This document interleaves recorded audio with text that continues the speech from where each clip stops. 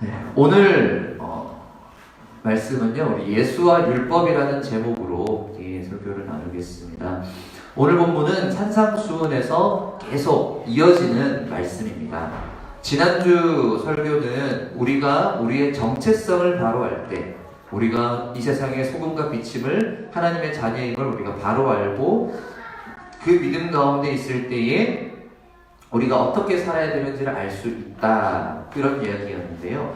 오늘은 그래서 구체적인 삶의 정황 속에서 그럼 어떻게 해야 되는가, 여기에 대해서 이야기합니다.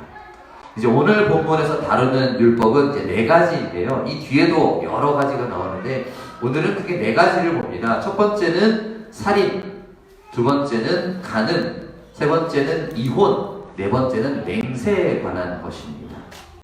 자, 이 4가지 율법에 관해서 우리 예수님이 무엇라고 말씀하시는지, 그리고 우리는 이런 문제들에 관해, 이런 토픽들에 관해서 오늘날 우리의 상황에서는 이 말씀을 어떻게 이해하고 또 적용해야 할지 우리가 한번 생각해 보면 좋겠습니다. 자, 그럼 이제 우리 본문을 한번 보겠습니다. 자, 먼저 21절부터 26절까지는 살인에 관한 것인데요. 21절 보시면은 옛사람에게 말한 바, 이 옛사람이 누구냐? 수요 예배 때 안 오신 분들 많죠. 제가 이 프리젠터 이거 샀으면, 그래서 이게 원래 이렇게 레이저 포인터가 나와야 되는데 너무 신기하게도 이게 TV로 가면 사라집니다. 여기 보세요. 이렇게 나오는데 TV로 가면 사라져요. 말한 바, 여기 옛사람이 누구냐 하면은 모세입니다.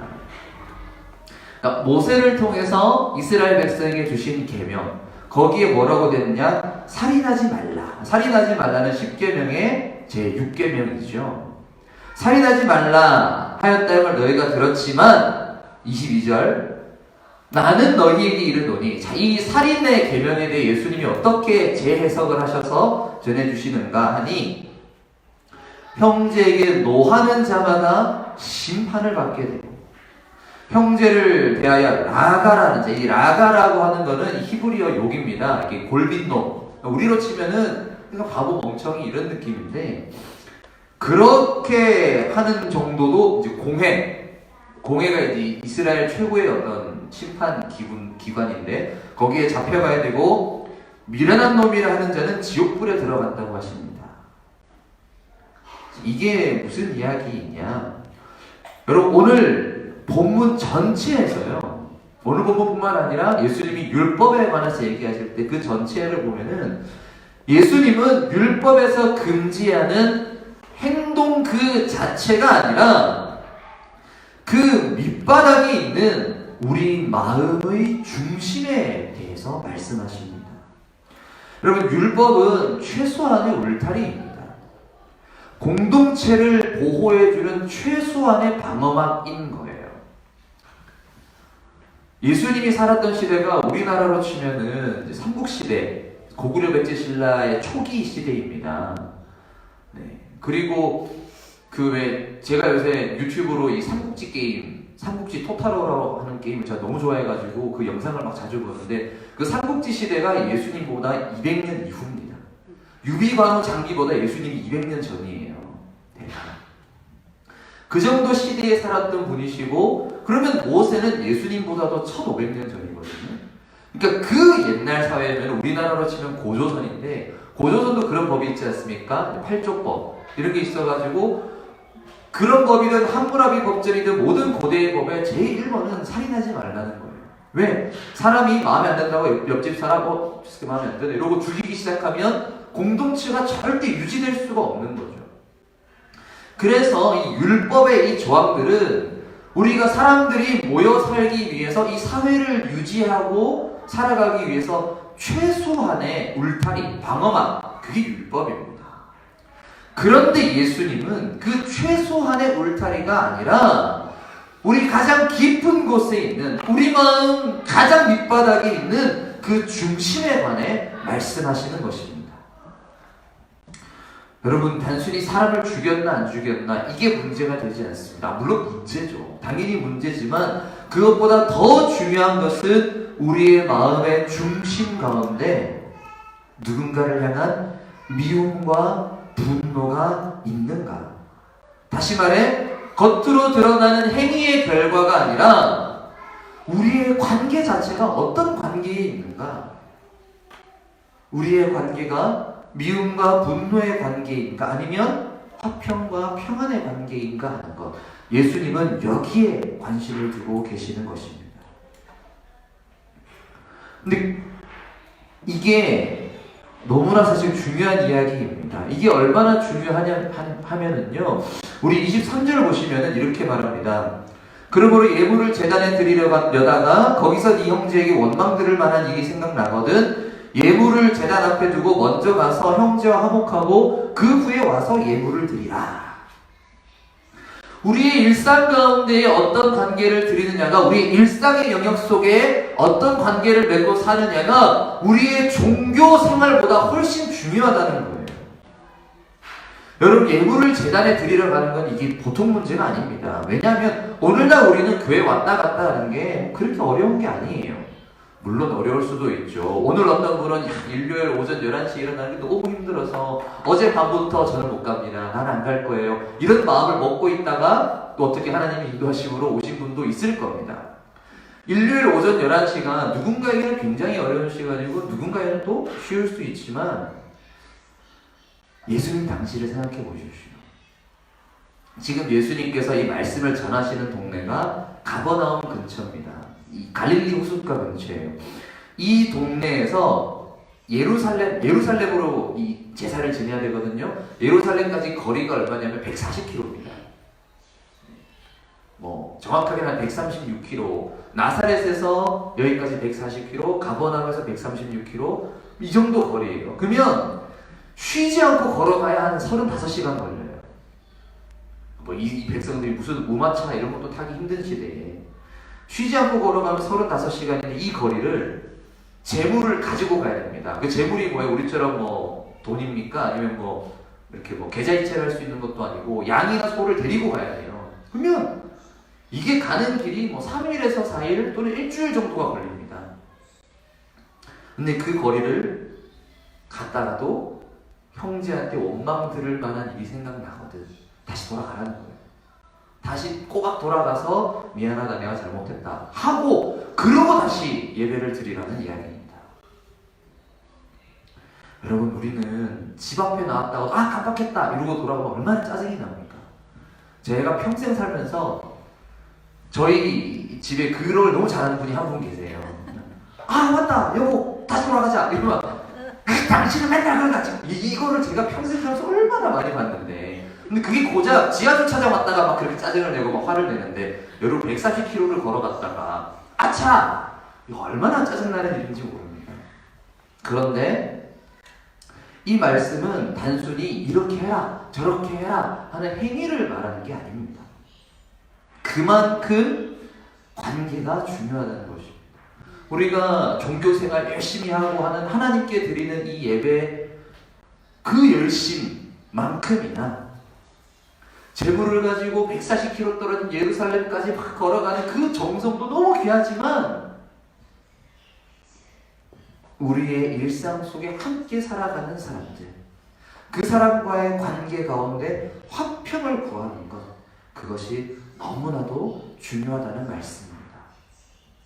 그래서 우리 마태복음 5장 9절 팔복의 말씀에서 이렇게 말씀하셨죠. 화평하게 하는 자는 복이 있나니 그들이 하나님의 아들이라 일컬음을 받을 것이며. 그렇습니다.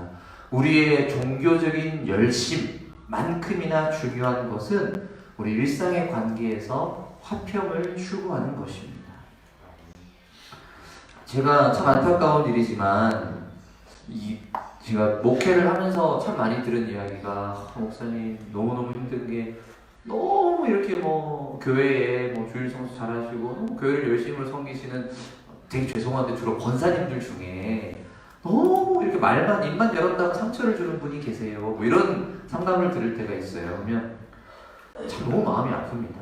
예수님은 그런 어떤 종교적 열심보다 일상에서 내가 맺는 관계 가운데 누군가의 마음을 다치게 하지 말라, 이 얘기를 하셨는데 왜 우리 한국교회는 이런 일들이 많을까? 참 마음이 아픈 현실이지만 오늘 이 말씀 가운데 우리가 우리 일상의 관계, 특히 우리 성도님들은 우리 푸른나무 교회, 우리 조그만 공동체 안에서 서로 간에 우리 언어 생활과 더 나아가서는 가족 사이에, 가족은 너무 편하니까 말을 함부로 할 수도 있잖아요. 그 가운데 나는 과연 나의 가족에게 어떻게 말을 하고 살았는가 생각하면 좋겠습니다. 이어지는 25절, 26절은요, 이것이 굉장히 시급한 문제라고 얘기하는 겁니다. 너를 고발하는 자와 함께 길에 있을 때 급히 사과하라. 사과하라는 것은 해결하라는 거예요. 사과하고 화해하라. 이겁니다. 왜냐면 길 걸어가다가도 갑자기 감옥에 가두어지고 거기 들어갔다가는 한 푼도 없이 남김없이 다 갚기 전에는 못 나온다. 이 문제가 그만큼 시급한 문제라는 거예요. 같이 길을 가다가도 당장 해결해야 되는 가장 시급한 문제가 사실은 종교 생활의 문제가 아니라 우리 일상의 관계의 문제라고 하는 것입니다. 그리고 그 일상의 관계 가운데 우리 아까 잠깐 언급했죠. 가장 중요한 문제는 바로 가족 간의 문제입니다. 그래서 그 다음 이야기는 간음입니다. 27절. 또 간음하지 말라는 것을 너희가 들었으나, 간음하지 말라는 10계명 제7계명입니다. 간음은 우리로 치면 이제 불륜이죠. 최근에 이제 형법에서는 사라진 간통죄, 이거를 이제 성경에서는 간음이라고 하는데, 그런데 사실 이 간음은 단순히 성적인 죄를 뜻하는 것 이상입니다. 예수님은 간음하지 말라야 한다고 너희가 들었으나 28절 나는 너희에게 이르노니 음욕을 품고 여자를 보는 자마다 마음에 이미 간음하였느니라. 여러분, 이건 역시 마찬가지입니다. 간음이라는 행위 자체도 당연히 죄지만 내가 아무 짓을 안 했더라도 음욕을 품고 여자를 보는 자마다 마음에 이미 간음한 것이라고 하십니다. 문제는 마음의 중심입니다. 이건 단순히 음욕의 문제 또는 성욕의 문제가 아니에요. 우리의 관계 가운데 우리 마음의 중심이 어디에 있는가의 문제입니다. 내가 사람을 죽이진 않았어도 내 마음 가운데 미움과 분노와 증오가 확 도사리고 있다? 그게 더 본질적인 문제인 것처럼 사람이 간음하지 않았어도 마음 가운데의 타인을, 특히 이성을 성적인 대상으로만 보는 것, 그것이 더 본질적인 문제입니다. 이거를 뭐라고 하냐면은 성적 대상화라고 해요. 성적 대상화는 사전에 따르면은 성적 대상화는 자신의 성적인 욕구를 충족하기 위해서 다른 사람을 인격이나 감정이 없는 물건처럼 취급하는 현상을 말합니다. 제가 늘 죄는 무엇이라고 말씀드립니까? 죄는 자기 중심성이에요. 행위는 그 죄의 결과입니다. 무슨 짓을 했느냐? 그건 그 죄의 결과로 나타나는 것이고, 죄의 본질은 자기 중심적인 성향입니다. 우리 안에 있는 본질적인 성향. 이 자기 중심성이 이성과의 관계에서 나타나는 것이 바로 이 성적 대상화입니다. 오늘 본문이 말하는 것은요, 이 성적 대상화야말로 진짜 죄다라고 예수님이 얘기하는 거예요. 2000년 전에 예수님이 성적 대상화 이런 말 말해도 못 알아들으니까 마음에 음욕을 품고 바라보는 게 그게 죄다라고 하시는 거죠. 우리 눈앞에 있는 사람을 그 사람의 인격이나 그 사람의 어떤 감정이나 그 사람의 생각, 그 사람의 삶의 어떤 경험들, 앞에 있는 사람을 전인격적인 존재로 바라보지 않고 그저 여자, 남자 이렇게만 바라보는 것, 그게 죄입니다. 이어지는 구절은 그래서 이렇게 말하는 겁니다. 만일 네 오른 눈이 실족하게 하거든 빼내버리라. 30절 만일 네 오른손이 범죄하거든 찍어버려라. 그런 식으로 보는 눈, 그런 식으로 행동하는 손은 차라리 없는 게 낫다는 겁니다. 물론 진짜로 눈을 빼라, 손을 잘라라 이게 아닙니다. 그래서 이래가지고 어느 동네는 손으로 죄지면 손을 자르더라고요. 보니까 이렇게 손으로 소매치기 하니까 손을 갖다가 그냥 트럭 밑에다가 손을 갈아버리고 그렇게 하라는 게 아니라 그런 끔찍한 얘기를 하자는 것이 아니라, 여기서 보면은 눈과 손이 다 어느 쪽입니까? 어느 사이드에 오른쪽 왼쪽? 오른쪽이죠. 왜 오른쪽을 얘기할까요? 중동사회에서 오른쪽은 주로 강한 쪽, 그 다음에 좀 더 중요한 쪽을 얘기합니다. 사회적으로 조금 더 강한 위치에 있는 사람이 약한 사람을 대상화하는 것. 우리가 우리보다 약한 사람을 우리의 기준과 잣대로 이러쿵저러쿵 평가하고 막대하는 것이야말로 오히려 지옥에 던져지는 죄라는 겁니다. 여러분, 천국 가냐 지옥 가냐, 이거는 뭐 예수를 믿느냐, 우리 지난주 오후 예배 때 질문이 나와서 했던 얘기잖아요. 천국과 지옥의 문제는 단순히 예수 믿냐 안 믿냐, 교회를 가냐 안 가냐, 이 문제가 아닙니다. 아무리 교회를 잘 다니고 제 아무리 목사고 장로고 다 필요 없습니다. 나보다 사회적으로 약한 위치에 있는 사람을 내 기준에서 평가하고 막대한다면 그 사람은 하나님 나라에 합당한 사람이 아닙니다. 그런 식으로 살면서 저 예수 믿는데요, 그건 예수가 아니죠. 예수라는 딱지를 붙여놓은 금송아지인 거죠. 구약시대에 그 금송아지 밑에서 춤추던 사람들 딴 거 믿은 게 아닙니다. 그 여호와라고 하고 춤췄어요. 이 신이 우리를 애굽에서 구원하여낸 우리 하나님 여호와다, 그러고 춤췄다니까요. 오늘날 예수 믿는다고 하면서 교회 다닌다고 하면서 그렇게 얘기하면서도 우리 일상과의 관계에서 타인을 향해 미움과 분노를 품고 살고, 내가 아닌 다른 사람을, 특히 나보다 사회적으로 약한 위치에 있는 사람을 내 기준에서 평가하고 쟤마들은 이렇게 그냥 막대하고 손가락질하고 그렇게 살아간다면 그 사람이 과연 하나님의 사람인가? 하나님 나라에 합당한 사람인가? 마태복음 5장 8절 우리 팔복의 말씀에서 우리 주님 이렇게 말했습니다. 마음이 청결한 자는 복이 있나니 그들이 하나님을 볼 것이다. 여기서 마음이 청결하다는 것은 나뉘지 않은 마음이라고 말씀드렸습니다. 우리가 나뉘지 않은 마음으로 하나님을 사랑할 때, 쉽게 말해 양다리 걸치지 않고 하나님만 사랑할 때 하나님과 참다운 교제를 누릴 것이라 하였습니다. 마찬가지로 우리가 다른 사람을 대할 때도 그 사람을 대상화해서 수단으로 삼는 게 아니라 내가 이 사람을 가지고 내가 뭘 해야겠다 라고 하는 식으로 생각하는 게 아니라 전인격적으로 내 앞에 있는 사람을 정말 온전한 한 사람으로 존중하며 나뉘지 않은 마음으로 대할 때 우리의 관계 가운데에도 참다운 사귐이 있을 것입니다. 이런 측면에서 31절과 32절은 이혼에 관해 얘기합니다.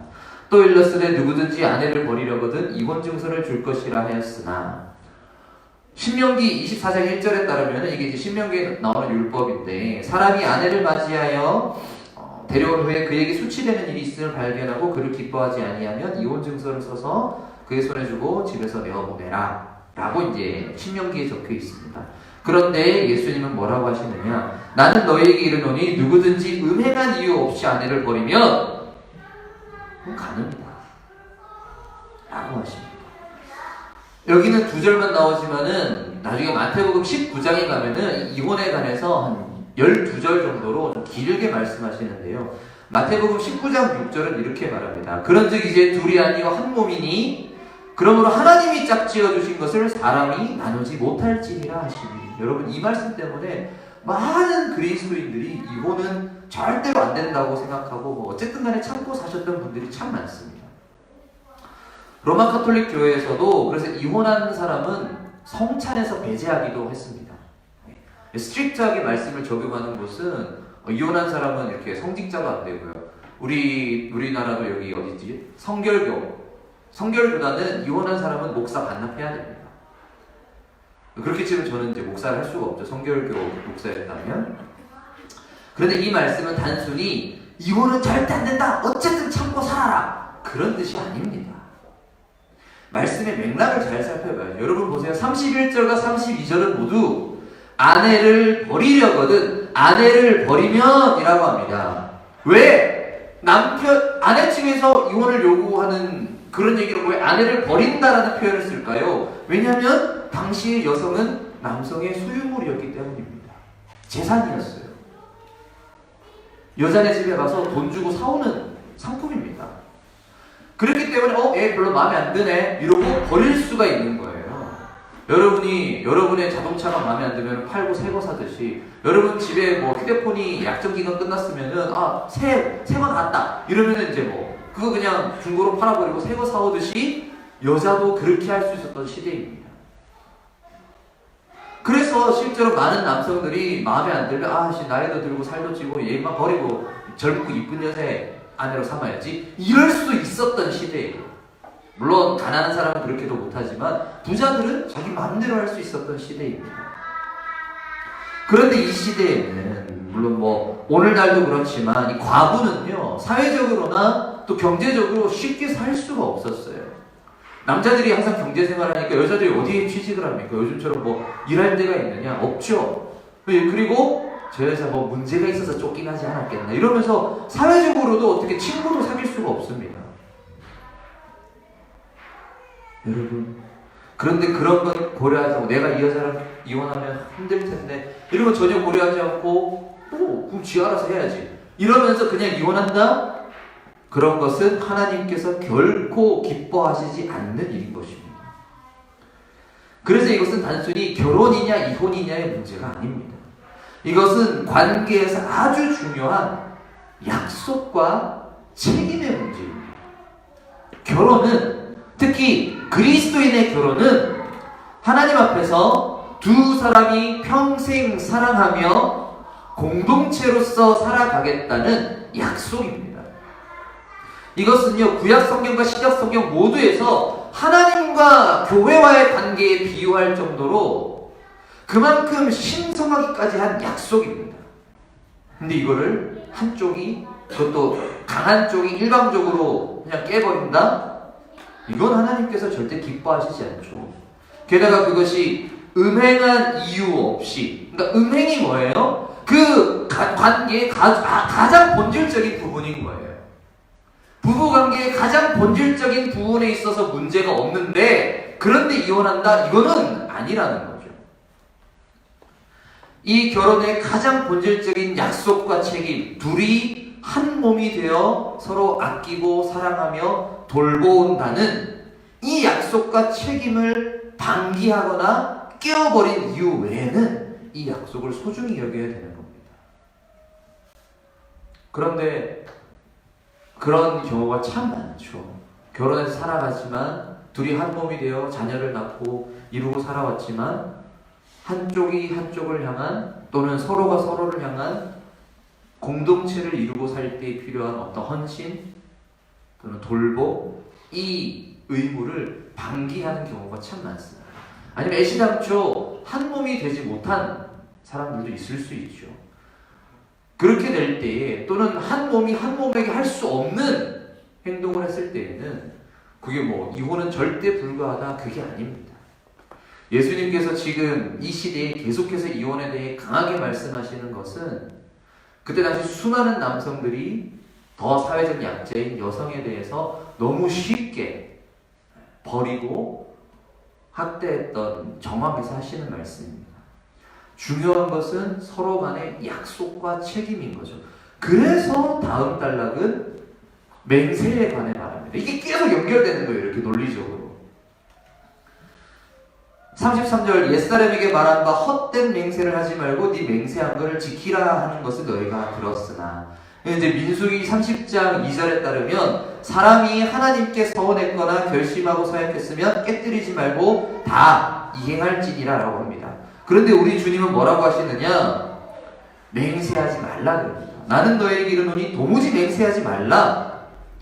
왜 맹세하지 말라는 거냐? 이거는 그냥 어떠한 약속이나 맹세를 하지 말아라 이게 아니라 내가 하나님한테 맹세코 이렇게 저렇게 하겠다 라는 말을 하지 말라는 겁니다. 왜? 내가 하늘에 맹세코, 하늘이 네 거냐? 네가 하늘 만들었어? 또는 땅에 맹세코, 땅을 네가 만들었냐? 예루살렘에 맹세코, 그게 또 뭔 소리냐? 더 나아가서 내 머리카락에 맹세코, 물론 요즘은 머리가 하얘지면 다 염색할 수 있잖아요. 이제 뭐 염색도 우리 고은이 이번에도 졸업한다고 또 염색도 했는데, 염색 누구나 할 수 있지만 여러분, 가는 세월 막을 수 있습니까? 막을 수가 없습니다. 아무리 보톡스로 막아보려 해도 이 주름을 막을 수도 없고 이게 안 되는 거예요. 우리 인생에 살아가는 순간 속에 아주 중요한 것들 내 마음대로 못하는데 어떻게 그런 걸 가지고 맹세할 수 있느냐는 거예요. 그렇기 때문에 우리가 할 수 있는 말은 옳으면 옳다, 아니면 아니라 그러면 그만입니다. 예스 할 때는 예스 하면 되고 노 할 때 노 하면 돼요. 아, 내가 하늘에 맹세했고 이게 맞다. 그런 말을 왜 하느냐는 거예요. 내가 할 수 있으면 할 수 있겠습니다 하고 못하겠으면 못하겠습니다. 내가 하늘에 맹세했고 하겠습니다. 그런 말을 하지 말라는 겁니다. 왜? 하나님의 이름이 그렇게 우습고 가벼운 게 아니기 때문이에요. 여러분, 요즘 하나님의 이름을 너무 우습게 여기는 사람들이 있습니다. 제가 무신론자들이 그러면은 그러려니 하겠어요. 하나님 안 믿으니까. 근데 목사라는 작자들이 그러는 인간들이 있습니다. 자신의 개인적인 생각을 하나님의 생각으로 포장합니다. 그냥 제 생각에는 이런 것 같습니다 라고 하면 될 거를 거기다가 하나님께서 마음을 주셨다고, 성령께서 내게 지금 불안한 마음을 주십니다 이러면서 영적인 권위를 막 갖다 붙여요. 그건 모두 다 네 하나님 여호와의 이름을 망령되게 부르지 말라 라고 하는 10계명의 제3계명을 어기는 겁니다. 맞으면 맞다, 아니면 아니다, 내 생각에는 이러저러하다, 나는 이러저러하게 생각합니다 라고 하면 될 일입니다. 거기다가 갑자기 하나님을 끌어붙이는 것은 오히려 하나님 꼴을 우습게 만드는 거예요.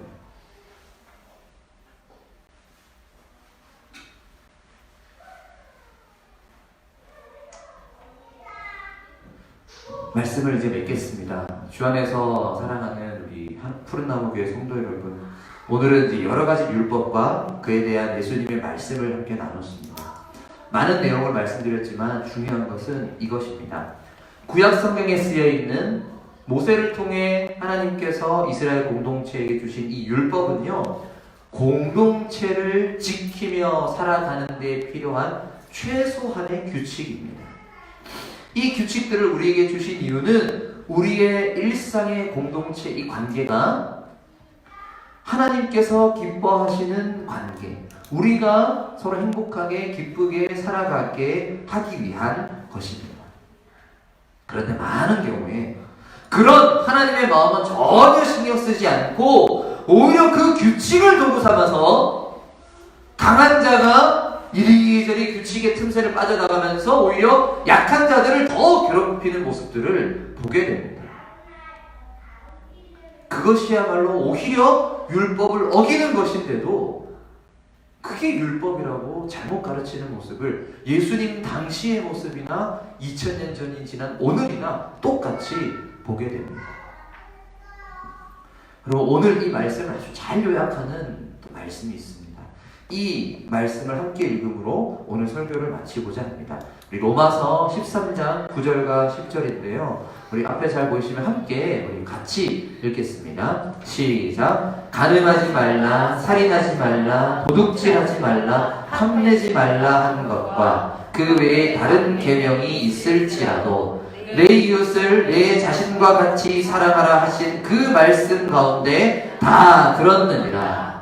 사랑은 이웃에게 악을 행하지 아니하나니 그러므로 사랑은 율법의 완성이니라. 아멘. 아멘. 그렇습니다. 여러분, 이 사랑으로 사는 것, 이게 하나님께서 우리에게 원하시는 것입니다. 모든 율법은 결국 우리가 더 사랑하기 위해서, 어떤 나에게 숭고한 목적이 있다 해서 그 목적 때문에 뭔가 사는 것이 아니라, 그래서 내 눈앞에 있는 한 사람을 소중히 여기며 나와 가장 밀접한 관계에 있는, 나의 부부 관계에 있는, 또는 나와 부모 자식 간의 관계에 있는, 또는 나의 친구와 가장 가까운 관계에 있는 그 사람들과의 그 교제 가운데, 사귑 가운데 우리의 마음의 중심이 어디에 있는가? 그것이 우리 하나님의 관심이고 또 오늘 우리의 관심이 되면 좋겠습니다. 우리 안에 그 사랑을 품고 우리 주 예수님과 한 걸음 한 걸음 동행하며 더 깊어진 삶을 주님께 드리는 저와 여러분이 되기를, 그런 저와 또 우리의 관계가 되기를 주님의 이름으로 축원합니다. 아멘.